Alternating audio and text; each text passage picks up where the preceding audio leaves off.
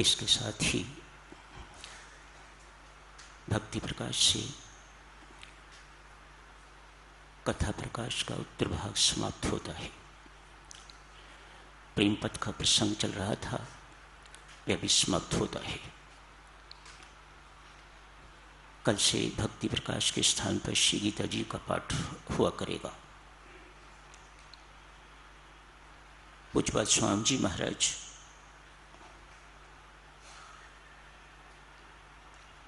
जब आर्य समाज छोड़ चुके, भक्ति प्रकाश की रचना हो गई, अमृतवाणी भी रची गई, तो अपने आर्य समाजी मित्रों से भी प्रार्थना किया करते, और कुछ करो ना करो, एक तो अमृतवाणी का पाठ रोज कर लिया करना।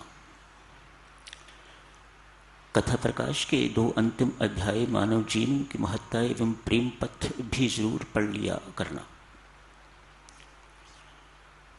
परमेश्वर की महती कृपा है साधक जनों, पूज्यपाद स्वामी जी महाराज की कमाई है। अमृतवाणी इस वक्त अपने आप में सिद्ध मंत्र है। जैसे राम शब्द, ऐसे ही अमृतवाणी पूरी एक सिद्ध मंत्र बन चुकी हुई है। विश्व भर में इतनी पढ़ी जाती है कि लोगों को इसके पाठ से, इसके पुण्य पाठ से प्रत्यक्ष लाभ होते हैं, भौतिक भी एवं अभौतिक भी, लौकिक भी एवं अलौकिक भी लाभ होते हैं अमृतवाणी पाठ से। मंत्र के पाठ की साधक जनों विधि इतनी ही है कि मंत्र का उच्चारण शुद्ध हो और मंत्र कहीं खंडित ना हो, A to Z उसे पूरा पढ़ा जाए। ऐसा नहीं कि अशरण शरण शांति के धाम तो चुप रहे और मुझे भरोसा राम ये बोलते रहे, या एक पंक्ति बोली उसके बाद चुप, उसके बाद फिर अगली पंक्ति बोली। हाँ, यदि ये ऐसा होता है कि भीतर आपके चल रहा है तो दूसरी बात है, यदि नहीं तो अमृतवाणी का पाठ A to Z होना चाहिए। ये मंत्र का विधान है, कुछ इसमें संशय नहीं होना चाहिए और कुछ इसमें कुताही भी साधक जनों नहीं होनी चाहिए, तो मंत्र आपको पूर्ण लाभ देगा। जितना आपको अपेक्षित है उससे भी अधिक। हमें बोध ही नहीं है कि अमृतवाणी पाठ से क्या पुण्य मिलता है, क्या मिलता है, हमें पता नहीं। ये स्वामी जी महाराज जाने या परमेश्वर जाने। हमारा काम मात्र विधिपूर्वक प्रेमपूर्वक इस लघु ग्रंथ का पाठ करना है, वो हमें करना चाहिए। अखंड हो, कहीं खंडन ना हो, चाहे भीतर करिए, व्यक्तिगत रूप से करिए, सामूहिक रूप से करिए, कैसे भी कर रहे हैं आप, इसका कहीं भी खंडन नहीं होना चाहिए, तो मंत्र का आपको पूर्ण लाभ होगा। कल देवियों सज्जनों चर्चा की जा रही थी सास और बहू के संबंध की। प्रीति की कथा और उसकी सास की कथा, किस प्रकार से प्रेम ने उन दोनों के जीवन का रूपांतरण कर दिया। Life was transformed. ये प्रेम का प्राबल्य है, ये प्रेम की मेहरबानी है, ये प्रेम की महिमा है। सास बहू के संबंध को इस प्रेम ने मां पुत्री का संबंध बना दिया। ये समस्या साधक जनों ऐसा लगता है अब आउटडेटेड हो गई है। ये समस्या सास बहू की अब इतनी रही नहीं जितनी कुछ वर्ष पहले थी। नौकरी करता है तो बहू साथ चली जाती है तो समस्या अपने आप खत्म हो गई। खत्म नहीं हुई तो कम हो गई। मिलेंगे फिर देखा जाएगा। समझदार माता पिता, समझदार पुत्र माता पिता से या माता पिता पुत्र से ऐसा भी कह देते हैं, बेटा लगता है बहू को हमारा कुछ भी अच्छा नहीं लगता, साथ रहना संभव नहीं, इसलिए आप ऊपर वाली मंजिल में चले जाओ और हम नीचे रह लेते हैं। तुम्हारी इच्छा हो दाल सब्जी की कटोरी भेज देना, नहीं तो हम अपना निर्वाह कर लिया करेंगे।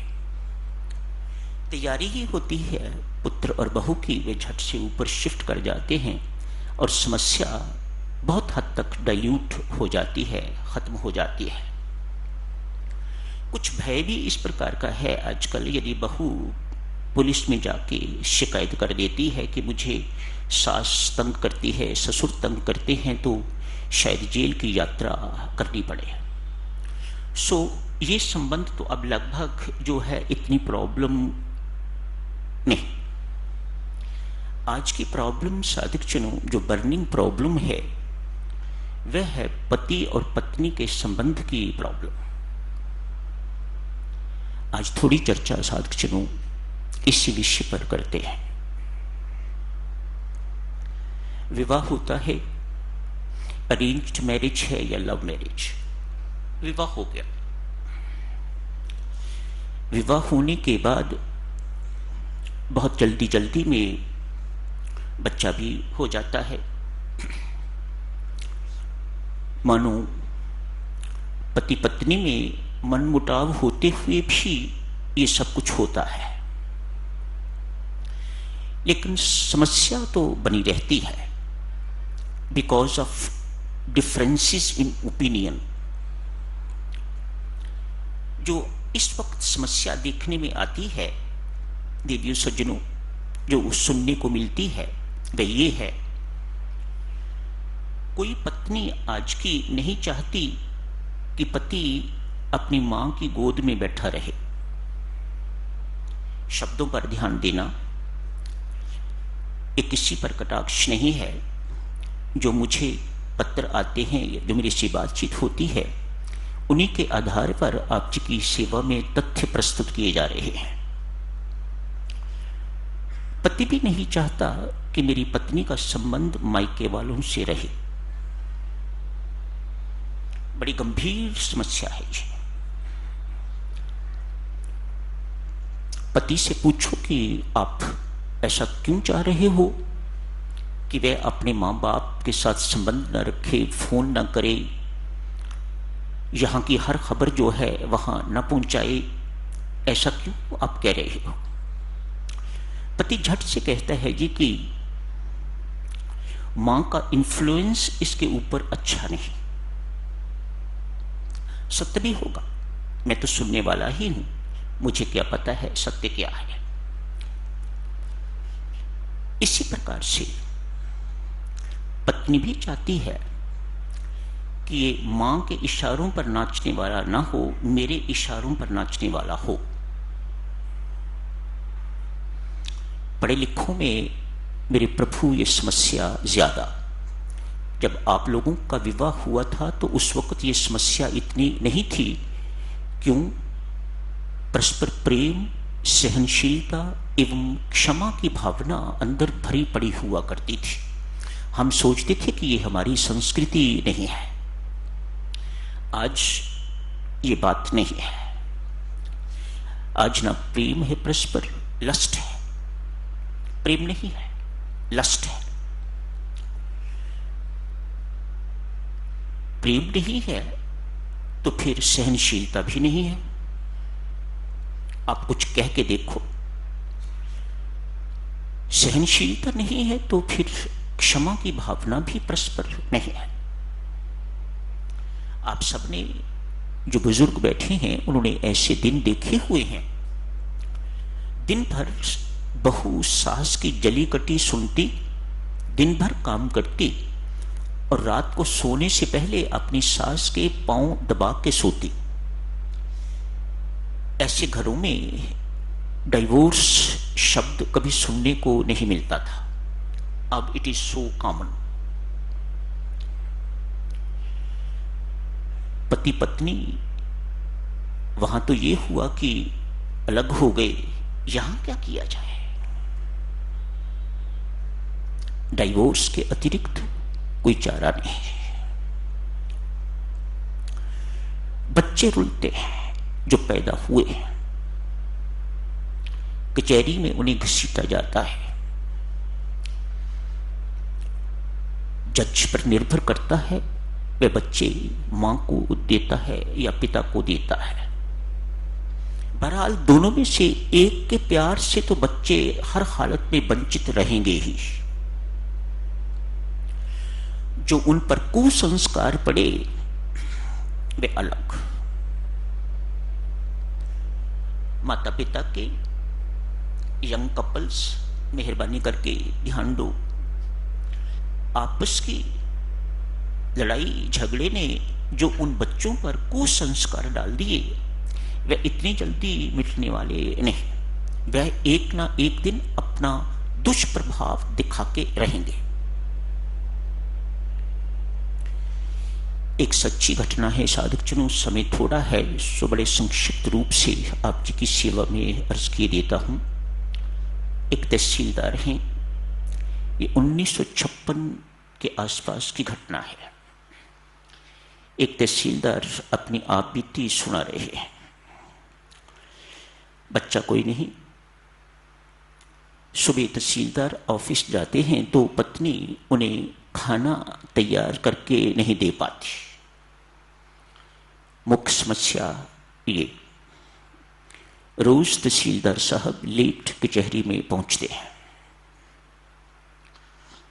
प्यार से समझाया, धमकाया, कठोरता भी उपयोग की, मार पिटाई भी की, लेकिन समस्या टस से मस नहीं हुई। ये नियम कई वर्षों से चल रहा है। तहसीलदार साहब अनेक बार सोच चुके हैं या तो मैं इसको मार दूं या मैं स्वयं मर जाऊं। घर इस प्रकार से दुखालय नरक बना हुआ है। परमेश्वर की कृपा, आज तहसीलदार साहब को एक संत महात्मा के दर्शन हुए हैं। अपनी रो के समस्या बताई। कहा, तहसीलदार साहिब, मैं आज का दिन ही हूं यहां पर, मेहरबानी करके यदि मेरे कहे का पालन करोगे तो मैं यकीन दिलाता हूं परमेश्वर की कृपा आप पर होगी। कल भी यदि आपकी पत्नी जाने से पहले आपका भोजन तैयार नहीं करती तो भूखे चले जाना, इंतजार नहीं करनी। भूखे इस प्रकार से जाना कि हाथों से, आंखों से, पांव से, हृदय से, मन से किसी प्रकार की कोई प्रतिक्रिया भी ना हो। समय नहीं है साधकजनों ये सब चीजें आपको बताई जाएं, पर आप सब समझदार हो, जानते हो। मानो घूर के आंखों से भी नहीं देखना उसे,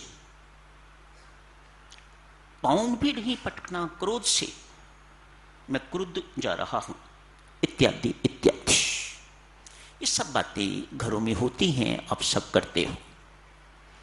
हृदय में प्रेम लेके जाना छोटी सी बात है, मैंने इसका बतंगड़ बना के रखा हुआ है। इस भाव से अपने घर से निकलना, हृदय में प्रेम भर के निकलना। वहां भूख लगे तो ऑफिस में कुछ खा लेना। आज तहसीलदार साहब घर से भूखे निकले हैं। साधकजनों, संत के वचनों का बल और प्रेम का प्राबल्य, चुप्पी का प्राबल्य। सामान्यतः जाते होंगे तो बोलते जाते होंगे, कटु शब्द, कठोर शब्द, अपमानित शब्द बोलते जाते हो कि आज चुप। इतनी सी बात ने पत्नी को सोचने पर विवश कर दिया। कैसी पत्नी हूं मैं, अपने पत्नी की जो मेरा काम है मैं वह भी नहीं कर पाती। ये मेरा काम है भोजन बनाना, समय पर भोजन बना के तैयार करके तो उन्हें भेजना दफ्तर। मैं आज तक जिंदगी भर ये काम नहीं कर पाई, कैसी पत्नी हूं मैं। मन ही मन आज सोच रही है दिन पर भूखे रहेंगे मेरे कारण, आज ग्लानि का अनुभव हो रहा है। मन ही मन कहा, परमात्मा मेरी गलती पर मुझे माफ करना। तहसीलदार साहब पर सच्ची घटना है, तहसीलदार साहब अपने मुख से सुना रहे हैं। मानो पत्नी के सुंदर भावों की तरंगें उधर तहसीलदार साहब के ऑफिस को छुई हैं। उनके मन में विचार आ रहा है, मामूली सी बात, अरे प्रेम पूर्वक यदि समझाया हुआ होता तो क्या मेरी पत्नी समझती ना?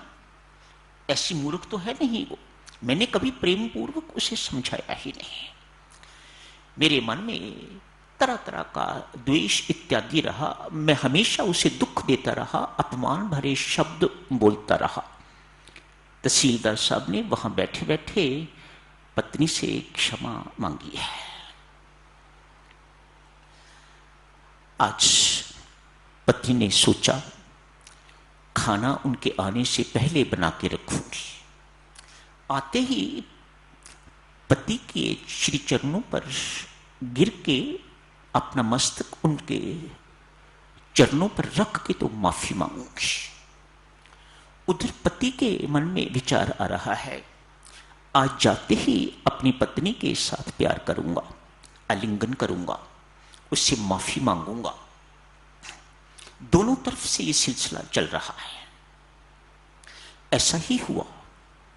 आज तहसीलदार साहब घर पहुंचे हैं। जैसे ही पत्नी ने आहट सुनी, तार जुड़ गई। जैसे ही आहट सुनी, भागती भागती द्वार पर गई है। पति से पहले ही पति के चरणों पर गिर के तो मत्था टेका है। पति सावधान है, उसी वक्त उठा के तो उसे अपने गले लगाया है। कानी में कहा, देवी माफ करना, मैंने तुम्हें जिंदगी पर दुख के अतिरिक्त कुछ नहीं दिया। मैं आज तेरे से भी माफी मांगता हूं और परमात्मा से भी माफी मांगता हूं। पत्नी भी यही शब्द कह रही है। एक दूसरे में इस प्रकार से अपने दोनों को पकड़ा हुआ है, एक दूसरे को। प्रेम में वातावरण घर में हो गया है। प्रेम ही प्रेम सर्वत्र दिखाई दे रहा है, महसूस हो रहा है। हृदय प्रेम से परिपूरित हो गए हैं, वातावरण प्रेम से परिपूरित हो गया है। इकट्ठे बैठ के जिंदगी में पहली बार स्वादिष्ट भोजन खाया है। ना भी स्वादु होगा तो आज प्रेम का स्वाद इतना है कि सब कुछ स्वादु ही स्वादु लग रहा है। तहसीलदार सब कहते हैं, तब से लेके आज तक पत्नी ने कभी वह भूल नहीं की। मुझे कहने की जरूरत कभी नहीं पड़ी कि मुझे आज मटर पनीर की सब्जी खानी है, आज वो बनाना। मेरे मन में आया और पत्नी ने टेबल पर मटर पनीर की सब्जी रख दी। दोनों के हृदयों का मेल इस प्रकार से हो गया, इतना तदात्म हो गया। किसका प्रताप? ये प्रेम का प्रताप, परस्पर प्रेम का प्रताप। स्वामी जी महाराज ने भक्ति प्रकाश के अंतिम पृष्ठों में इसी प्रेम का वर्णन किया है, लस्ट का नहीं, प्रेम का वर्णन किया हुआ है। इसके साथ ही साधक जनों समाप्त करने की इजाजत दीजिएगा। आपसे करबद्ध प्रार्थना है, ये अंतिम पृष्ठ जैसा कि स्वामी जी महाराज ने अपने मुख अरविंद से कहा हुआ है, इन पृष्ठों को जरूर पढ़ते रहिएगा। याद रखना, जहां प्रेम है वहां सहनशीलता भी होगी, वहां विवेक भी होगा, वहां पर क्षमा भी होगी। कैसा अद्भुत विलक्षण प्रताप है क्षमा का, इस सच्ची घटना ने ये स्पष्ट किया है। अपनाइएगा मेरी माताओं सज्जनों, इसे अपने जीवन में उतारिएगा इस प्रेम को। It is no different than divine love. दिव्य प्रेम भी इसे ही कहा जाता है, उस लस्ट को नहीं, उस स्वार्थ भरे प्रेम को नहीं, जहां व्यक्ति अपने सुख की सोचता है। ये ऐसा प्रेम है जहां अपने सुख का कोई स्थान नहीं है, दूसरे को सुख कैसे पहुंचाया जाए ये देखना ही प्रेम है। तो यही बात करने की इजाजत दीजिएगा।